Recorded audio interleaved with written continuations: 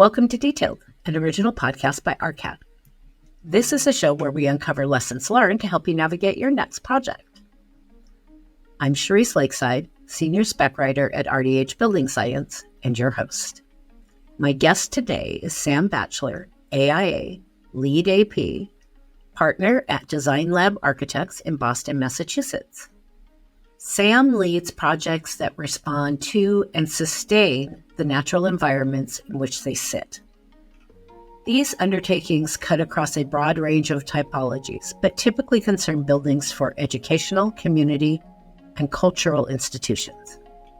His recent work includes the new Health and Wellness Center at Quinnipiac University, the transformation of Kevin Roche's Brutalist Fine Arts Bridge at UMass Amherst, and the Worcester Blackstone Visitor Center, which won a 2023 AIA Architecture Award. I am proud of my East Coast pronunciations today. The project we're talking about today is Quinnipiac University Health and Wellness Center in Hamden, Connecticut, uniting three previously separate departments, health, counseling, and recreation. The Quinnipiac Health and Wellness Center marks a groundbreaking integration complemented by innovative programs in social and nutritional education. At the inception of the design journey, the creative team advocated for the incorporation of biophilic design principles, drawing from documented advantages for the mind, body, and spirit. Now, let's get into the details.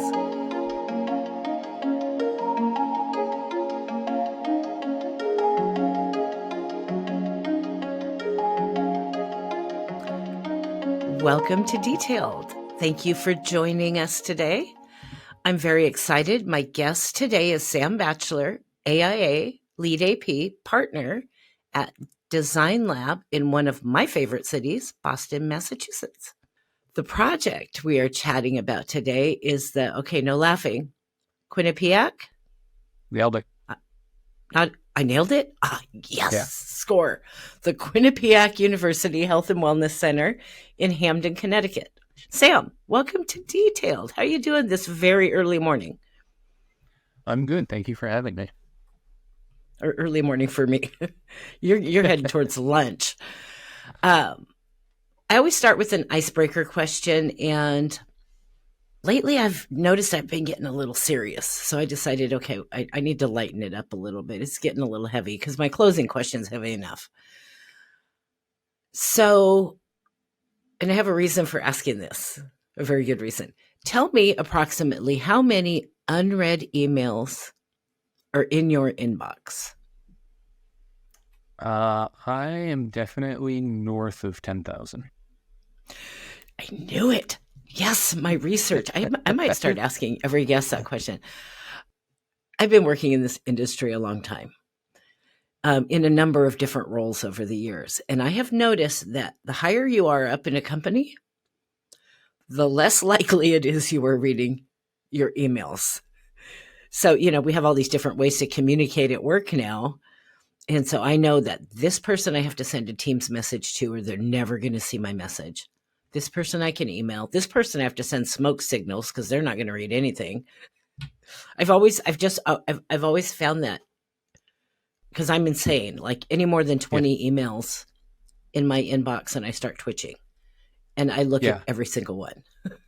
No, I used to be a zero inbox person. I would faithfully archive and read and use my inbox as a to-do list. And then at a certain point, I just couldn't keep up, and it was healthier to just give up the ghost entirely, and then to keep staring failure in the face. Just surrender, apparently. But you don't delete them. No, that is so funny. System. I just leave them there. I delete the junk ones. I go through and delete the junk, but anything of substance, I just leave in there. I don't think I've tried a couple times, and I just can't. And I have 50 folders and everything's organized. That's it. The brain of a spec writer. It was the best thing I've ever done. I felt an enormous weight lifted from my shoulders. Maybe I'll try again And the first that is, why didn't my spec get done? Oh, did you email me? That might be entertaining. I might try that today. Let's talk about this project. So I am really intrigued by the foresight of the university to bring 3 existing departments together in one space: health, counseling, and recreation, which makes, to me, all the sense in the world. Tell me a little bit about that and what brought the university to embark on this project.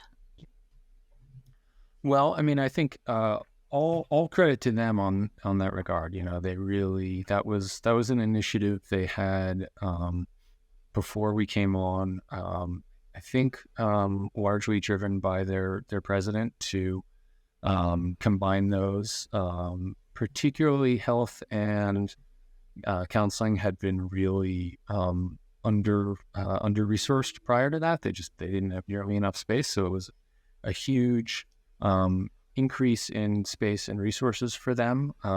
But the idea of co-locating them with recreation came from them. I think we were really inspired by it and layered onto it a couple additional things. We layered on the sort of fourth piece of the puzzle, which was the sort of social and educational component, which really tied those 3 elements together. And that included things like nutrition classes, demonstration kitchen, just a student activities room that was a place for student groups to come and get together and meet, as well as a smoothie bar, again, serving sort of nutritional food, but food, nothing draws college students like food. And so that really made it a place to come and sort of just be social, meet other people. You could hang out before your workout. You could meet up with people or do some homework before you had an appointment.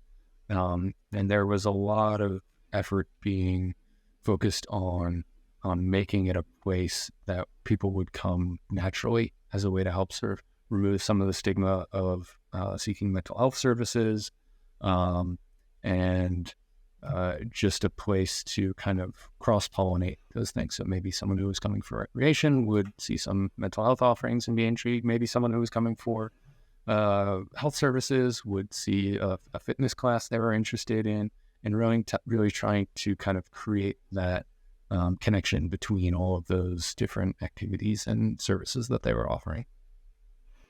All of which promotes well-being. 100%. When my son went through Oregon State, he had friends that struggled, friends that also had come from his high school to Oregon State. And I think every college needs a center exactly like this one. Call designLAB people. They know what they're doing. They got it all figured out. But really, truly, that leaving the nest for the first time and getting out in the college world on your own isn't as easy for some kids as it is for others. And having that place that feeds every part of you in health and wellness is pretty amazing.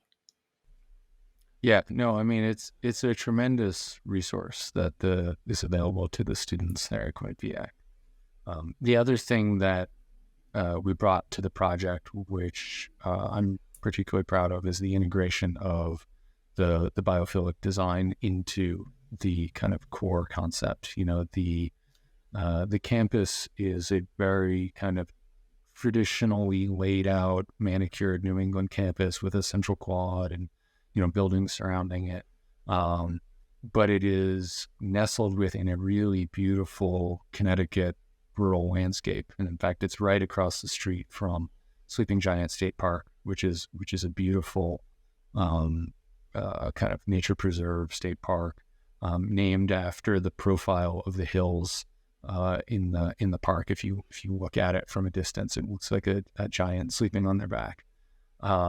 but integrating the natural landscape into the building using natural materials, natural principles, was something we really wanted to do and really advocated for because of the connection between natural spaces and wellness, and really using the building as a place to connect to natural spaces and natural phenomenon, both sort of emotionally while you're in the building, but also as a launch pad to actually get people out of the building, either into the courtyard that we created or the adjacent landscape, or farther afield into Sleeping Giant or any other nearby really beautiful Connecticut trails and wood spaces.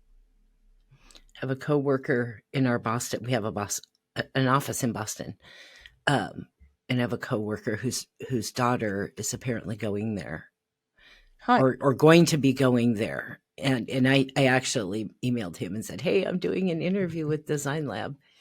I'm sure he'll be interested in hearing this episode, but I think that's amazing. So you just brought it up. So let's get into more detail. Tell me more about embracing biophilia on this project. Or tell me some of the things that you in more detail that you did on this campus, both in the courtyard and around the building, to embrace biophilic design. Yeah. So a kind of long list of things to try to get biophilic design at a number of levels. First and foremost, it is largely a timber structure. So there, glulam beams in many parts of the building and CLT throughout, which is all exposed. So there's a lot of wood used structurally and visibly, which obviously has sustainable benefits as well from a carbon standpoint. We also used a lot of wood in finished materials. So there's a lot of plywood panels that are in a character oak. We actually worked really hard to source plywood that was a little bit kind of knotty and burly so that it had a real natural feel. The contractors and woodworkers are always trying to find the kind of clearest, straightest grain, and we really had to push back and say, no, we want something rougher. We want something that feels raw, feels natural. So we use that quite a bit particularly in a number of the key spaces. We have these spaces for kind of introspection. So the connection to the landscape is both direct in terms of having really beautiful broad views of Sleeping Giant, of the courtyard, of the campus, but also spaces with indirect connection to nature. So these introspective spaces usually either have a skylight or a balcony that is kind of offset from the space, so that you have the presence of daylight, but in a reflected sense. You're not looking out at people or out at the landscape. You're getting the feeling of the sun moving across the space, or you're looking at the sky, but they're connected to nature in a more kind of emotional way. We also used a number of green walls, live living green walls in the building, so that there is living plant material that you're walking by that you can touch.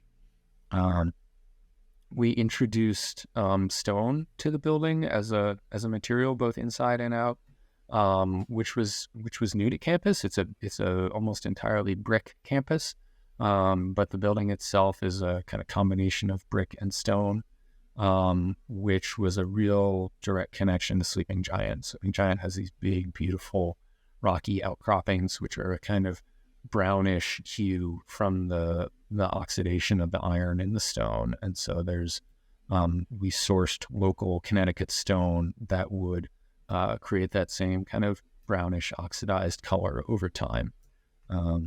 So there were a lot of material choices like that, but in addition, a lot of these sort of experiential choices. We talk a lot about the idea of prospect and refuge, which talks a lot about those kind of different types of views, spaces to sort of like take in the whole space and feel like you're sort of in command of it, but also spaces where you can feel protected. You can kind of sit in the corner and feel safe and warm and contained and very comfortable.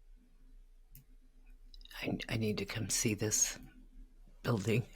It sounds amazing. And I don't have a lot of pictures yet, but I was just looking through it, and it was such a lovely place. It has that feel.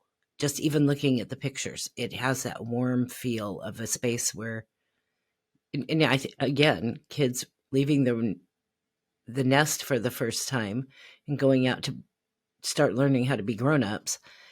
It's important that they're safe and that they feel safe and protected when they're, out there in that kind of transition to the next step. I would imagine, I was thinking about this, I don't do much of it now, but back in the day, I helped with a lot of programming for school projects at all levels. I did public work for 22 years. And so very familiar with particularly the educational environment.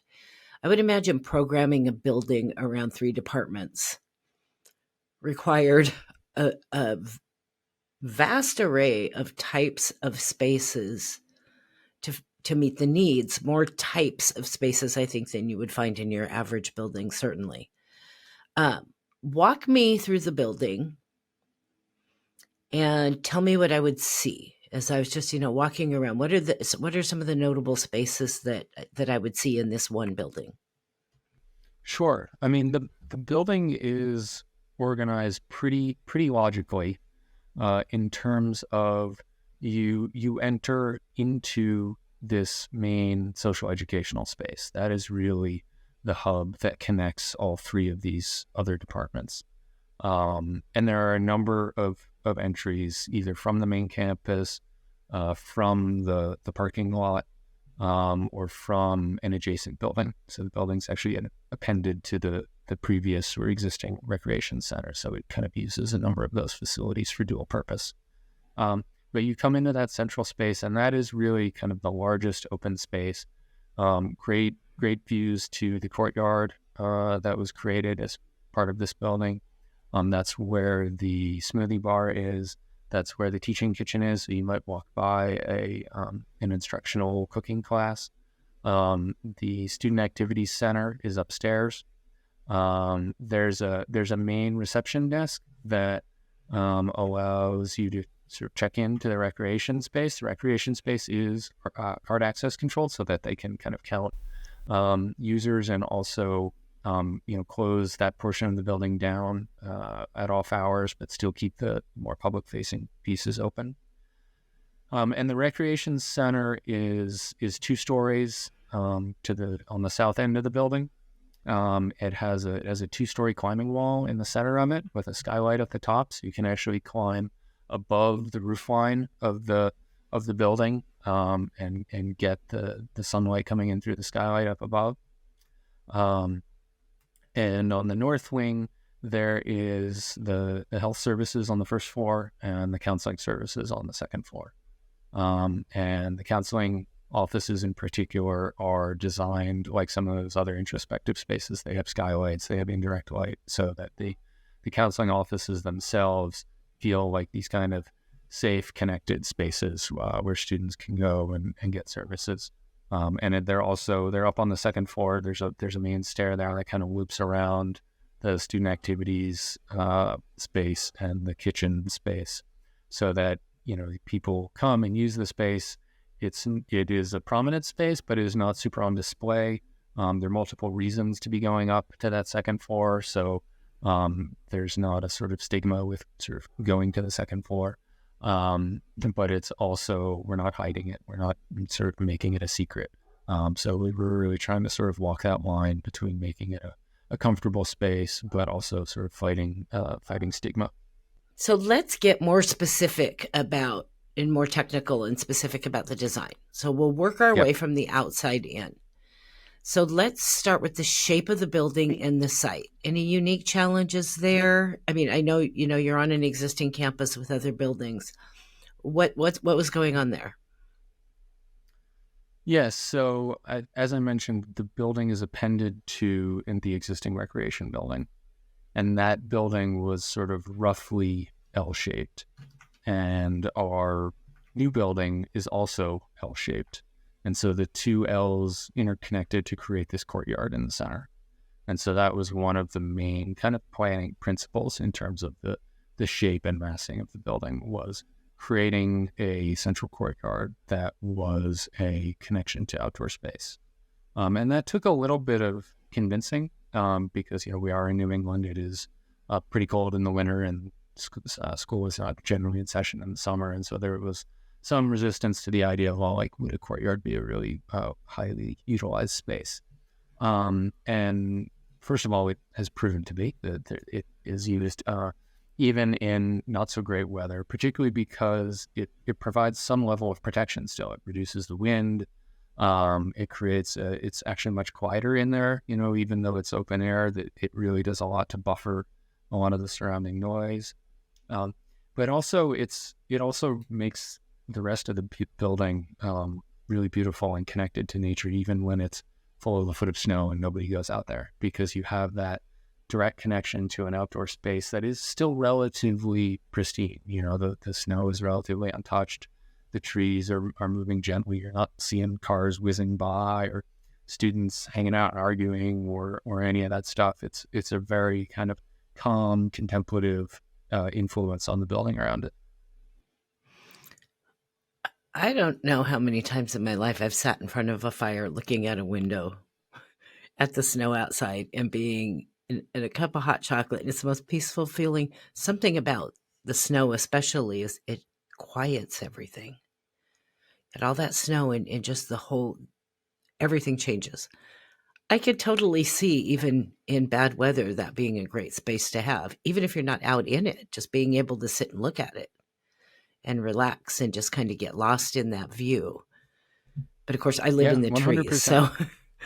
But no, I mean, I think that's one of the main principles of biophilia, is that connection is important, and you're trying to provide both connection from and protection from the environment, right? There's a little bit of a tension there, but right. It is really nice to sit in a space and listen to and watch the rain pound against the glass, right? It's really wonderful to be in a warm, cozy space when it's absolutely garbage outside.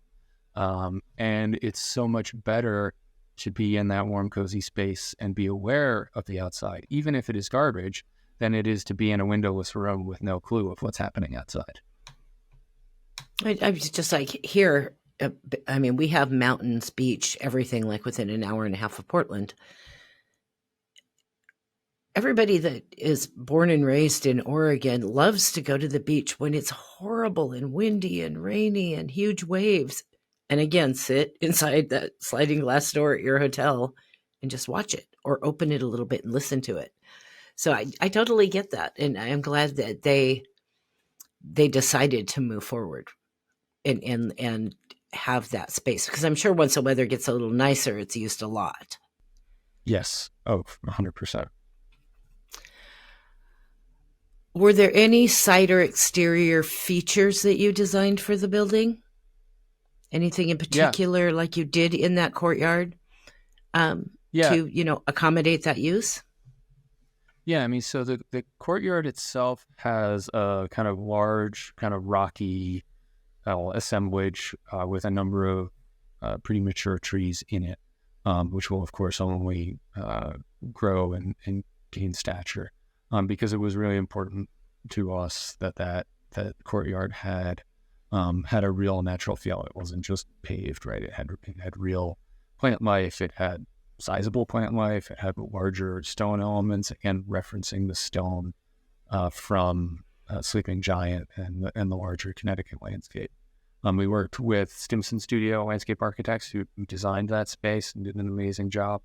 And also the space outside the building, outside the courtyard, was really transformed. There were the building was actually built on a site that had some tennis courts on it before, so we had to kind of reconstruct the landscape outside it. The tennis courts were moved to the more kind of athletic portion of campus.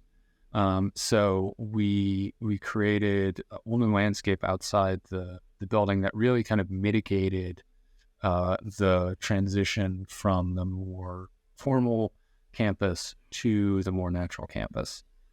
So it is not quite as formal as the rest of the campus, but it does still have some lawn elements, and then it transitions to sort of a hill or berm that buffers it from some of the athletic fields on the other side. That hill has an amphitheater in it and a fire pit at the base of the amphitheater. So again, referencing some of those biophilic patterns in fire, the sort of, as you already mentioned, the comfort of fire, the watching a fire is a very comforting thing. There is a lot of talk about how to manage a fire on a college campus, but they seem to be doing an all right job, and it's, I think, a really, really valuable resource for them.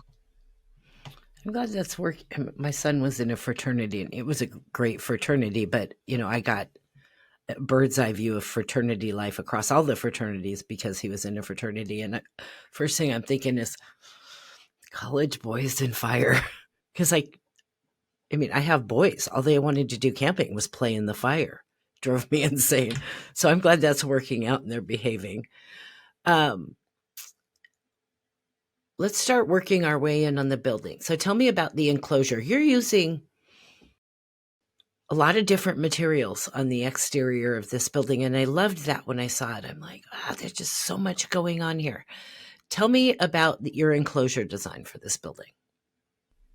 Yeah, so as I mentioned, there is a lot of brick on campus, so the building has a good bit of brick, but we also integrated stone, both as a base and on other elements. And the main kind of second floor portion of that primary social education space is actually wrapped in a timber curtain wall. So that kind of large timber curtain wall bar sits on a stone base. So the stone kind of lifts up to support that. It bridges across, and you have this sort of very transparent, very natural material main element at the space. The very end of which is the kind of largest fitness studio that they use for dance rehearsals and other larger fitness classes, with a sort of sweeping view across campus of the library. But so the sort of primary element of the building is this large timber curtain wall bar sitting on this stone base. I work for a building enclosure firm. Obviously, that's my day job. I'm just super interested about. I don't think I've actually heard the words timber curtain wall put together before. Is that fairly unique? It's becoming less so. It is pretty much what it sounds like. Basically, they use it's a curtain wall system, but instead of aluminum extrusions, they use glulam beams as the support structure for the curtain wall. We still used aluminum caps on the outside, just because the durability of the wood was something that was a concern. You can get them with solid wood caps as well. We looked into that, but ultimately there were just too many concerns about the durability and the maintenance of them. Can't speak to whether they were true or not, but there was certainly some anxiety around that. But it's a really beautiful effect, particularly from the inside, because we have the timber structure and the timber curtain wall, and they kind of just meld into sort of a seamless field of wood verticals. And also, obviously, the carbon benefits are huge. Aluminum is quite carbon intensive, and the timber has a lot of benefits in that regard. And then you also have a ton of glass. And I was surprised because, like you said, it is a more traditional campus, which most of our college campuses here are the same way. That I don't know, kind of colonial brick look everywhere. But I loved that you brought in that much light, because you don't typically see that level of glass, I feel, in a lot of university buildings. More so now with the newer ones being built, but. Yeah, I mean, we definitely were working to do that. I think there actually are quite a few areas without a lot of glass, particularly in the health and clinical areas, because patient privacy is a real concern. And so I think overall the building is probably less glass than it sort of appears to be. But we really focused it on the public areas, the areas overlooking the main campus quad, the areas overlooking that hill and the amphitheater that I mentioned, so that where there is an opportunity to connect to the landscape and bring light in, that we definitely do, but that we also have lots of areas of privacy. Judicious use. Sounds like you put it in all the right places. So since we're talking about this timber and all of this good stuff, I understand that this building is designed to LEED Gold. And all the materials for the project were locally sourced and minimally processed, which I loved. Tell me more about the sustainability goals for this project and some of the things you did to meet them. Yeah, I mean, the sustainability goals are largely in line with the experiential goals, right? So it's the locally sourced, minimally processed materials, which offer, real sustainable benefits, but also create a connection to place. That is really important for the students to have and to feel. It is, of course, energy efficient. We worked really hard to create a tight envelope, a highly insulative envelope. We have an 80 kilowatt photovoltaic array on the roof. We have, quite a few stormwater management systems in place, including a large rain garden out front, which also really acts as a buffer. The recreation space gives out onto the main campus and onto the amphitheater, but we really wanted to avoid the feeling of being kind of in a fishbowl on display.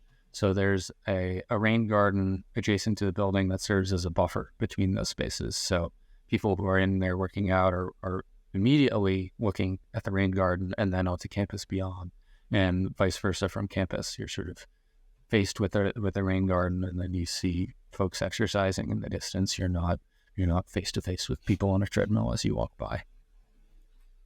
That's good. I would not like that. Having somebody, most people don't. Staring in. Exactly. Okay, let's go inside the building. So, we talked about the types of spaces, and you described some of those for me. And you have some unique spaces like this rock wall and this teaching kitchen and some of those kinds of things. The meld of spaces really blows my mind in this building. Tell me in more detail about some of these unique spaces, maybe some of the materials you used, what was challenging, or maybe something new you did. Like, I don't think I've done a lot of projects over the course of my career, all kinds of projects. I don't think I've ever worked on one with a rock wall. So what was cool in the inside, and what did you do to make the inside, outside of the structure kinds of things, your interiors design? Tell me all about that.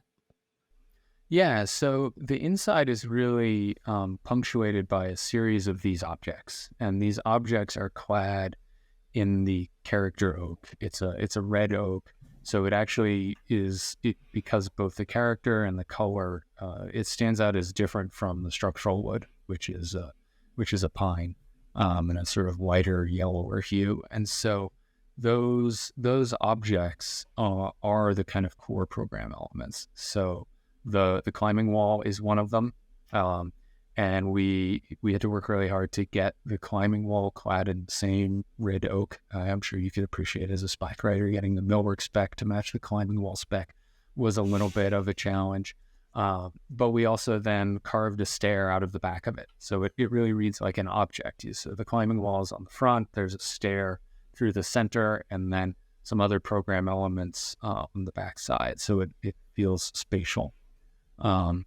The two of the three main fitness studios are also clad in this character oak.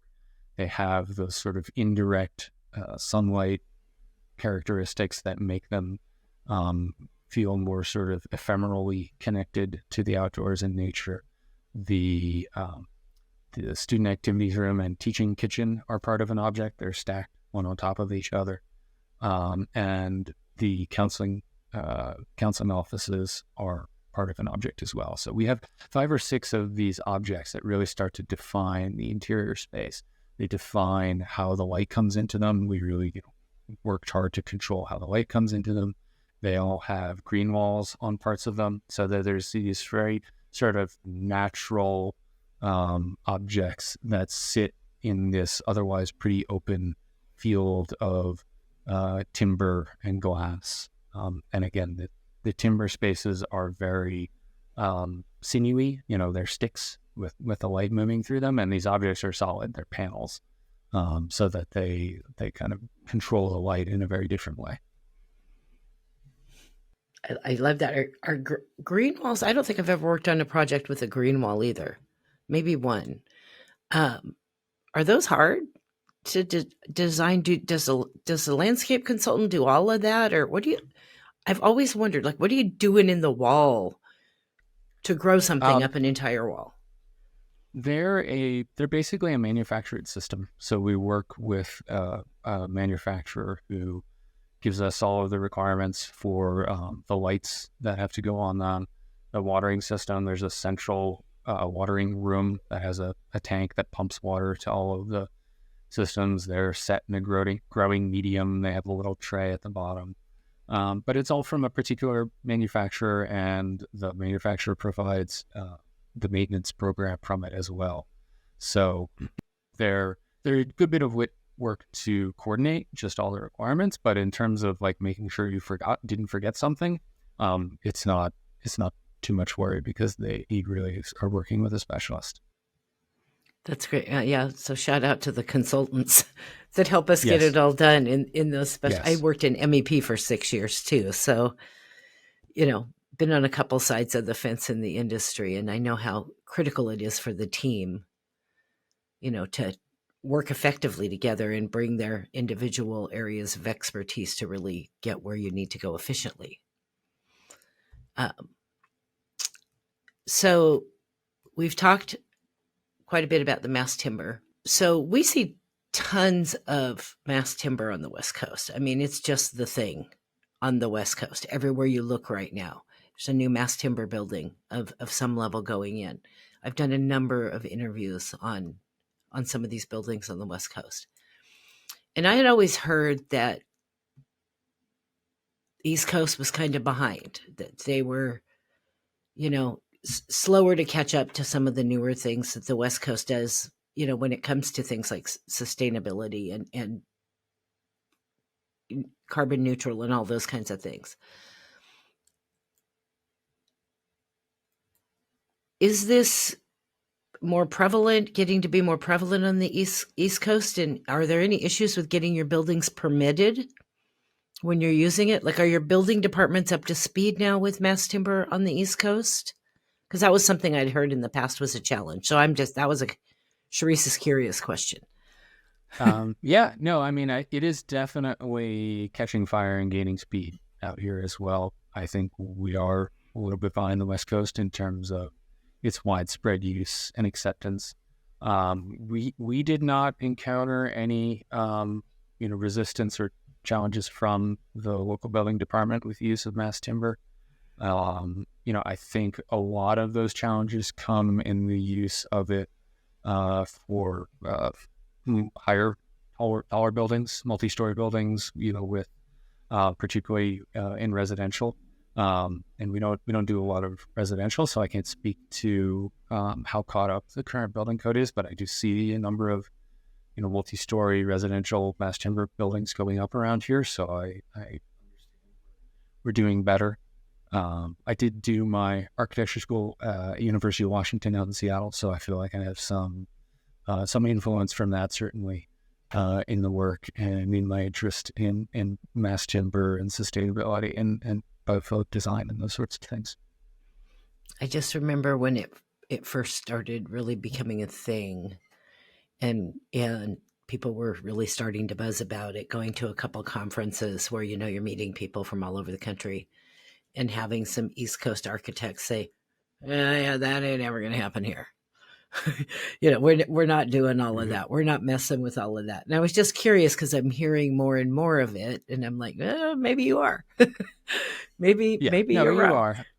I think the people who, whether it's mass timber or anything else, people will say, "Oh, that's too idealistic and it'll never happen." Tend to be wrong. Yeah, it usually happens exactly. eventually. Amen. So both physical and mental health are important for success in life for everybody.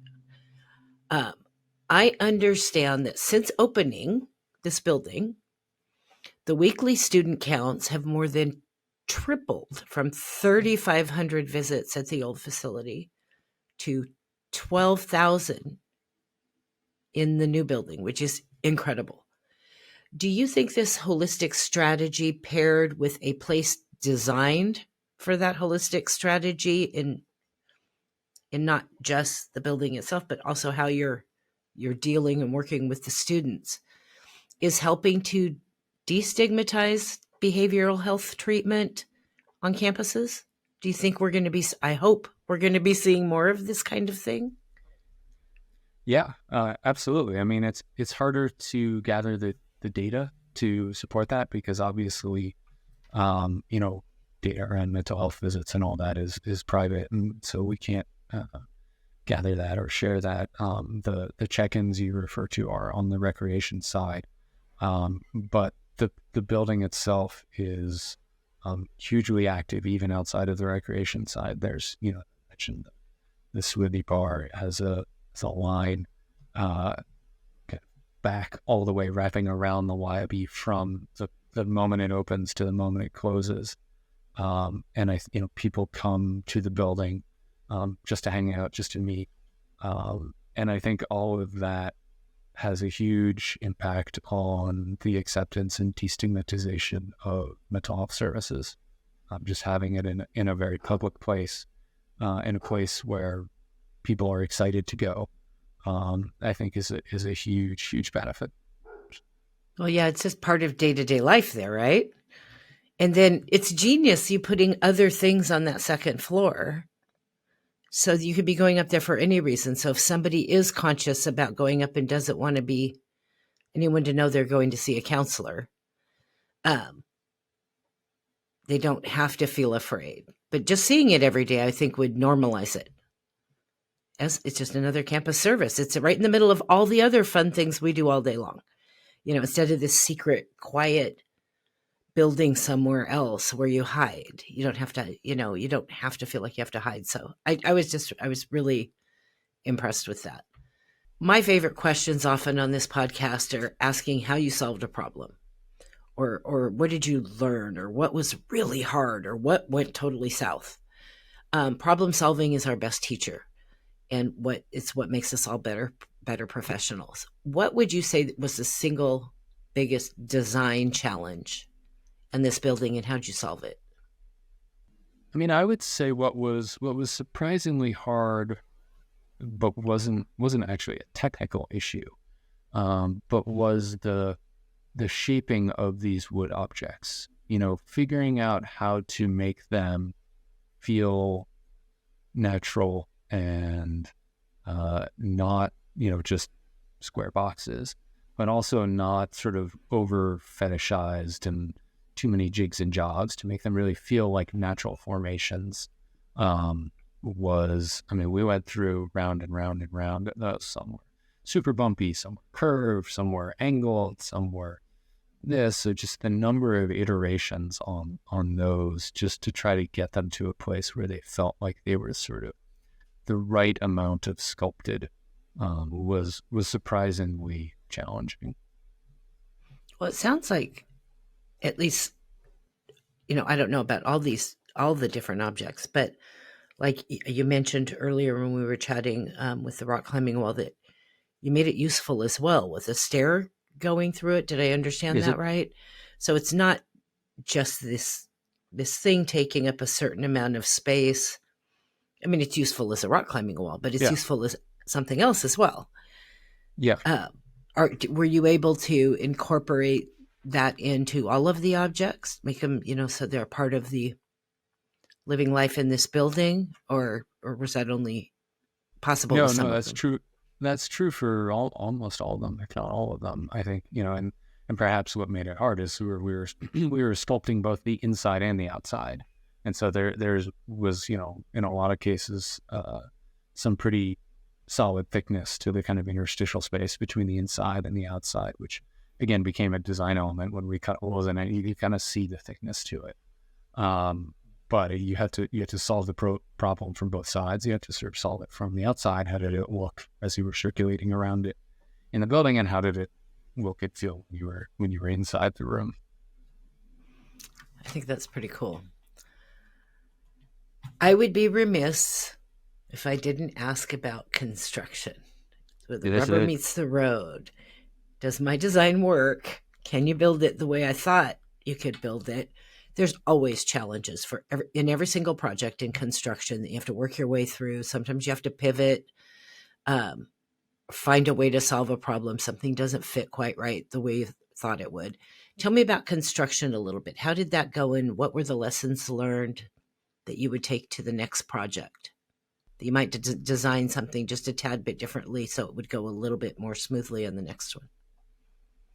Yeah, I mean, I think we were really lucky. We worked with a great contractor and a number of really, really talented craftspeople, particularly the mill worker who had to fabricate all of these, non-rectilinear panels and fit them together like a puzzle.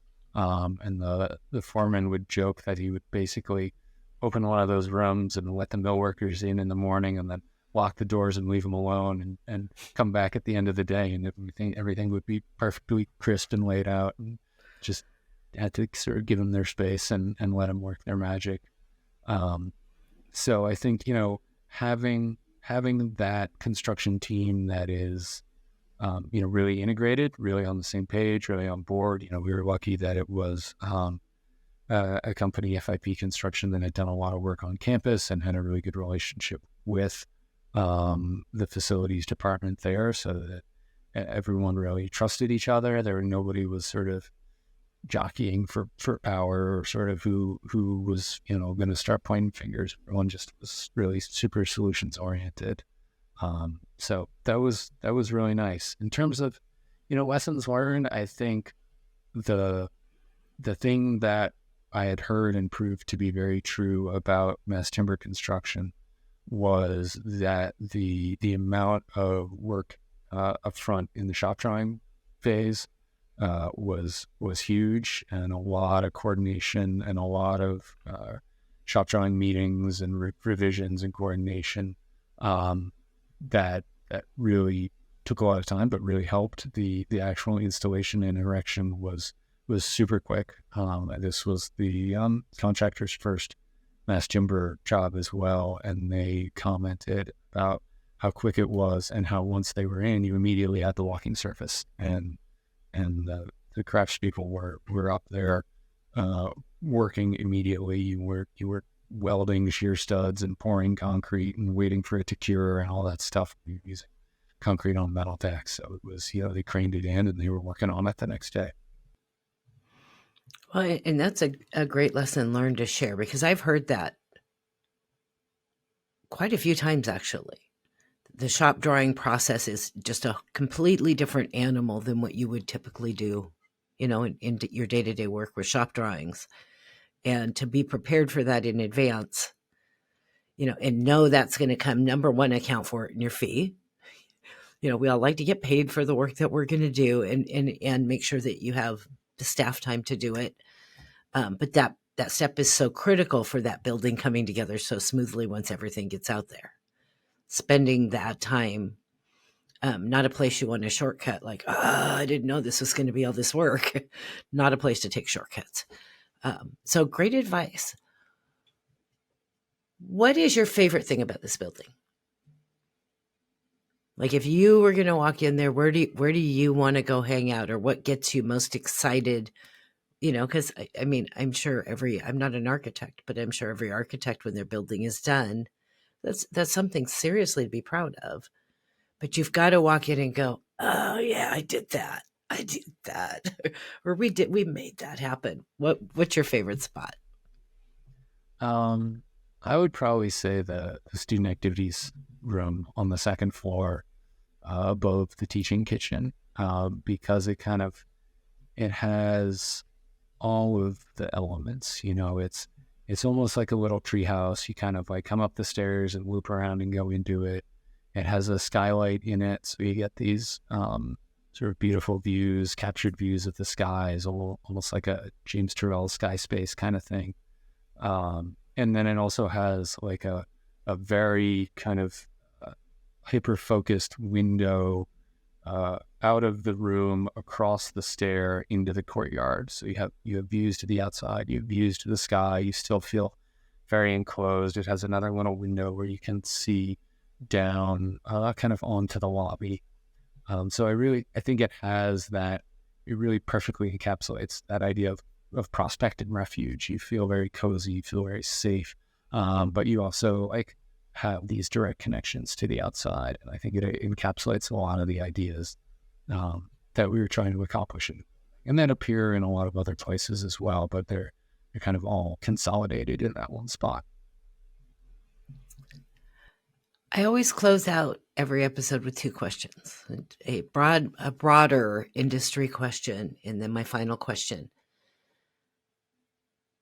In the university arena in recent years, and in recent interviews for this podcast, I've seen a lot of really unique and different things going on in university building design, especially buildings like this, program buildings that nobody ever would have done before in a college building. It just wouldn't, nobody was doing it anywhere at a certain point in time, but it feels like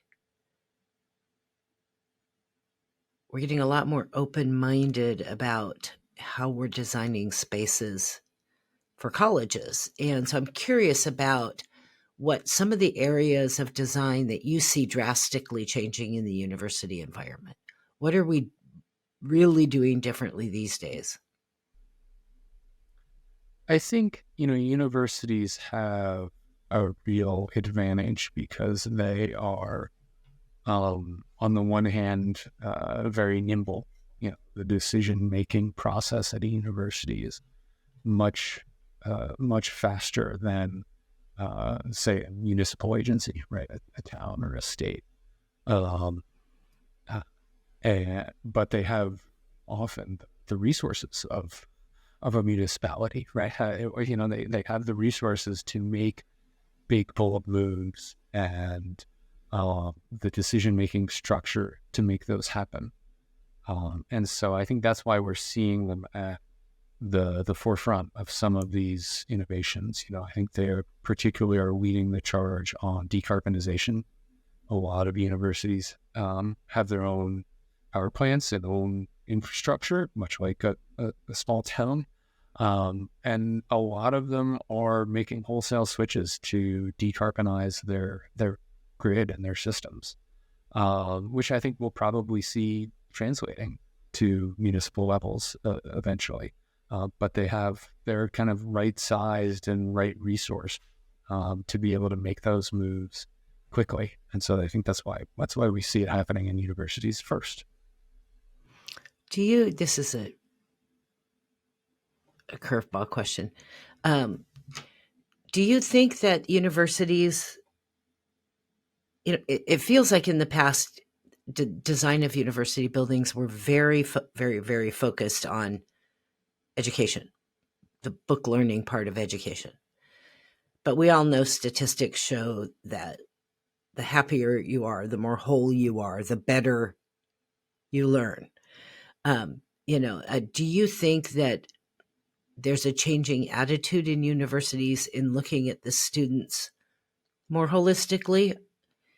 Obviously they're doing it here, but looking at in not just about these are all the classes we have to have, but looking more now than ever before at what else do we need to provide to help those students be successful in all those classes? Do you see a change in attitude? I think I do. I'm gonna give you my optimistic answer and my pessimistic answer, and you can Okay. either cut one or keep them both. Hey, we just want to talk real. My optimistic answer is yes. I think universities certainly are taking a more whole student view of the education experience. And we joked sometimes that a lot of the offerings in this building were classes in adulting, how to go exist in the real world, and that universities more and more are taking on this role, general life educator and coach, as opposed to just here are the classes and things you need to know. And so I think that on the one hand, that's a very good thing. That's, really helping students and young adults become citizens of the world is a very good and healthy thing. And especially as an architect who works in that industry and makes a living creating these spaces, that's very good. On the other hand, as a parent of 3 kids who are going to be going to college in the next 6 to 8 years, I wonder about the financial sustainability of that. It is a bit of an arms race, and people, colleges are building more and more non-educational facilities and providing more and more non-educational offerings, and college is really becoming a sort of coming of age experience as much as it is an educational experience. And I do worry that it then makes it unattainable to some, right? It puts it out of reach of some, and it creates or contributes to the sort of bifurcated society we have. And there are, there's obviously huge financial aid programs, and colleges are doing a lot to try to ensure that doesn't happen. But it is something I worry about as my kids are entering that age. That's that's an amazing point, really, because I hadn't thought about it at all that way. But it hasn't been that long since my youngest finished college, and the cost of college is painful. Yeah. And my kids had friends that couldn't go, even with the financial aid that's available. That's only begins to touch what it costs for your kid to get a 4-year university degree. And then, God forbid, you decide to be an architect and you're going to go for 5, or a doctor, or my youngest son's girlfriend is going back to school. She's got her master's, but now she's going back to school to become a physician's assistant. I don't even want to know how much her education so far has cost. And that's a good point, because it creates that class division again of the haves and have-nots. So that's a good concern to have. And hopefully somehow, some way, we find a way that any young person that wants to get an education can. That would be my dream. Yeah. But yeah, something to think about. So the final question, everybody gets this question. As individuals, we all hope to live a life that leaves some kind of contribution to make the world a better place. I jokingly call that my personal world domination statement, meaning my world, not the whole world. I can only affect my world. Hopefully it'll ripple out other places. So personal or professional, how do you as an individual hope to make a difference or an impact on our world? What's your personal world domination statement? Oh, man. Well, at the simplest level, I hope to make the world a more beautiful and sustainable place. I hope that the buildings that I contribute to will help us figure out how to do a better job of living in harmony with our planet. and that they will help teach others how to do that, that there will be lessons in them that furthers that kind of knowledge and experiential learning associated with it. And that, I think I really try to focus on taking care of the people in these processes.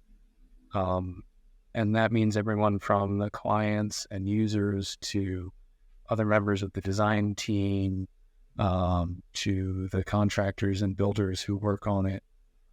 Because I really believe that if you keep your focus on that, if you focus on taking care of the people, that the architecture will take care of itself.